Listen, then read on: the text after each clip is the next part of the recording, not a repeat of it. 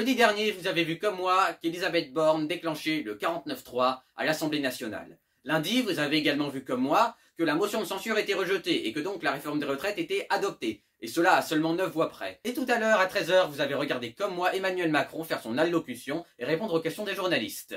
Donc vous l'avez vu comme moi, la motion de censure a été rejetée à 9 voix près lundi. Alors, est-ce que c'est une défaite ou une victoire pour Macron? Moi, je dirais plutôt une défaite. Alors pour commencer, les propos de Macron sur les manifestations. Il a dit que la foule n'avait pas de légitimité face au peuple qui s'exprime à travers ses élus. Eh bien, monsieur Macron, il faudra que vous remarquiez que quand vous avez la majorité écrasante du peuple français qui est contre la réforme des retraites, il faudrait peut-être l'abandonner. Ensuite, la majorité de l'Assemblée nationale allait voter contre le texte. Et c'est donc pour ça que vous avez utilisé le 49.3, parce que vous saviez que vous n'alliez pas avoir la majorité.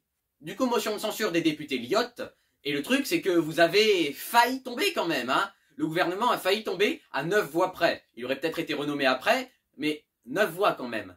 À 9 voix près, on peut pas dire que ce soit une victoire pour Macron. On peut juste dire que le gouvernement l'a échappé belle. Et encore, il aurait été renommé après. Non, la réalité, c'est que les 9 LR qui n'ont pas voté la motion de censure, c'est des LR qui se disaient, quand même, on peut pas prendre le risque d'une dissolution. Parce que sinon, faut savoir que LR, avec une dissolution, il n'y a plus de LR en fait. Le parti est fini. Alors monsieur Macron se dit populiste. Outre le fait que je n'aime pas le populisme, je remarque que là, il trahit le populisme. Un vrai populiste aurait abandonné la réforme des retraites parce qu'il aurait écouté le peuple qui était contre cette réforme des retraites. Eh bien voilà, j'espère que cette très courte vidéo vous aura plu. Si c'est le cas, n'hésitez pas à me dire ce que vous en avez pensé dans les commentaires. N'hésitez pas à vous abonner et activer la cloche. Et surtout, n'hésitez pas à partager la vidéo. Et n'hésitez pas à faire des blocages et à aller manifester. Allez, bonne chance.